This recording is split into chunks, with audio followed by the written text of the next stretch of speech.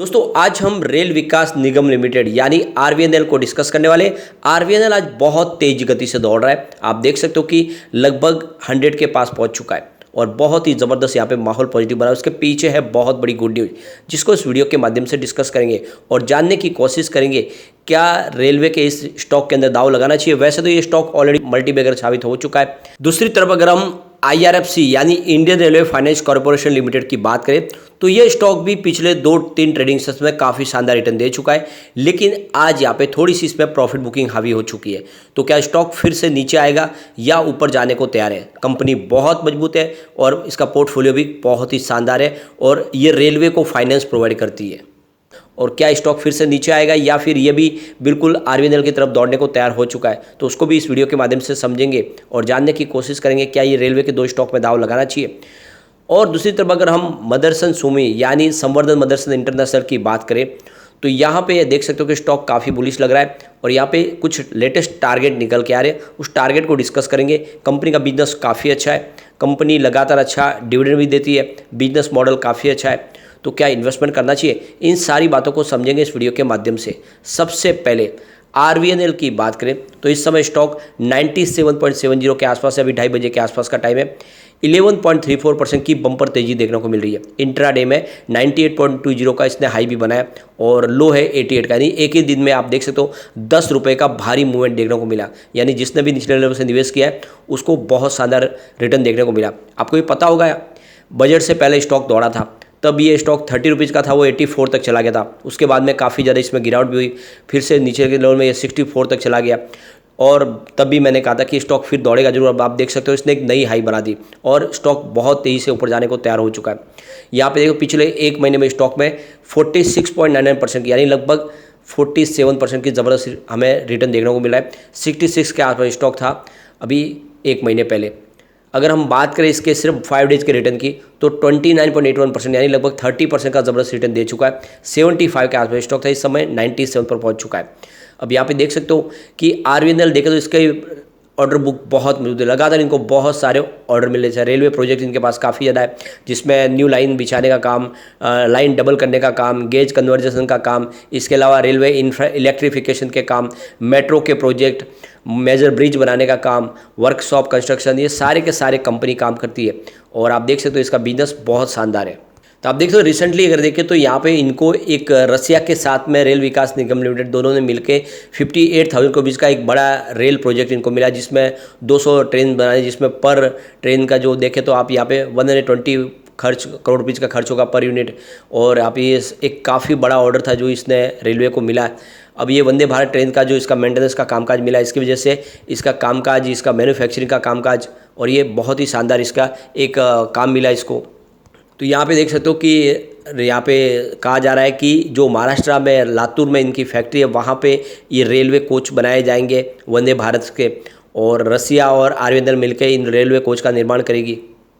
इसके अलावा देखें तो यहाँ पे देखें आरवीएनएल मुंबई मेट्रो का लोएस्ट बिडर बने थे और करीब 378 करोड़ का ये भी इनका एक प्रोजेक्ट था जो आरवीएनएल को मिला है।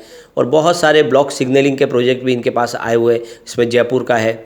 तो लगातार इनकी ऑर्डर बुक मजबूत। तो यहाँ पे जो तेजी बनी इसके पीछे वजह बनी है कि 120 एडवांस वंदे भारत ट्रेनें जो अगस्त 2023 तक यहाँ पे आपको इसका मैन्युफैक्चरिंग होता हुआ दिखाई देगा। इसकी वजह से माहौल पॉजिटिव बना है रेलवे के शेयरों में।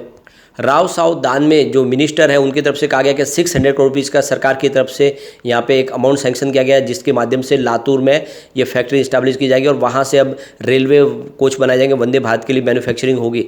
तो ये समझ सकते हो इसकी वजह से एक पॉजिटिव माहौल बना। और वैसे अगर देखें तो आरवीएनएल का बिजनेस काफ़ी शानदार है, लगातार प्रॉफिट में कंपनी है। आप देख सकते हो इसका रिवेन्यू दिसंबर 2021 में 5,049 करोड़ के आसपास था। दिसंबर 2022 में थोड़ा सा स्लाइटली कम हुआ, 5,012 करोड़ के आसपास था। अब प्रॉफिट की बात करें तो देख सकते हो दिसंबर 2021 में 293 करोड़ के आसपास था जो दिसंबर 2022 में बढ़ के 380 करोड़ तक पहुंच गया। अब यहाँ पे हम चलेंगे आरवीएनएल के बाद में IRFC की तरफ। 29.50 पर स्टॉक है जहाँ पे 0.17% की गिरावट है। वैसे इंट्राडे में ये भी स्टॉक 30.45 तक गया, लेकिन उसके बाद में प्रॉफिट बुकिंग की वजह से थोड़ा सा स्टॉक नीचे आया। अब यहाँ पे पिछले एक महीने के हिसाब से स्टॉक में यहाँ पर भी 13.90% का यानी लगभग 14% की ज़बरदस्त तेजी देखने को मिली। स्टॉक लगभग 26 के आसपास था, इस समय आप देखो आज 30 तक चला गया, यानी 4 रुपये का अप मूवमेंट देखने को मिला हमें सिर्फ एक महीने के अंदर। यहाँ पे अगर हम सिर्फ 5 दिन की भी बात करें 4.42% की यहाँ पर भी तेज़ी देखने को मिली है। तो स्टॉक काफ़ी अच्छा लग रहा है और तेज़ी से ऊपर जाने को बिल्कुल तैयार है। अगर हम IRFC की बात करें तो ये कंपनी का जो सबसे बड़ा प्लस पॉइंट है कि इसकी कोई कॉर्पोरेट ऑफिस नहीं है इंडिया के अंदर। होटल अशोका से ही बिजनेस ऑपरेट होता है, जिसकी वजह से इनका कोई खर्च है ही नहीं। इसके अलावा सिर्फ 37 एम्प्लॉयज़ है जो पूरी कंपनी को ऑपरेट कर रहे हैं और सरकार को कोई टैक्स पे नहीं करना पड़ता है। ये पूरी तरह से टैक्स से बाहर राहत दी गई है इसको। और जो भी ये फंड प्रोवाइड करते हैं रेलवे को मैन्युफैक्चरिंग करने के लिए या फिर दूसरे प्रोजेक्ट के लिए, तो उसकी गारंटी भी सरकार लेती है और इसीलिए इसका बिजनेस मॉडल काफ़ी अच्छा है। यहाँ पे इसकी फिलहाल प्रमोटर होल्डिंग यानी सरकार की होल्डिंग 86.36% के आसपास है। आने वाले समय इसको 75% पे लाना पड़ेगा। गिरवी शेयर एक भी नहीं है। FI की बात करें तो अपनी होल्डिंग को बढ़ा दिया है। दिसंबर में 1.01% की होल्डिंग थी जो इस समय 1.15% हो गई है।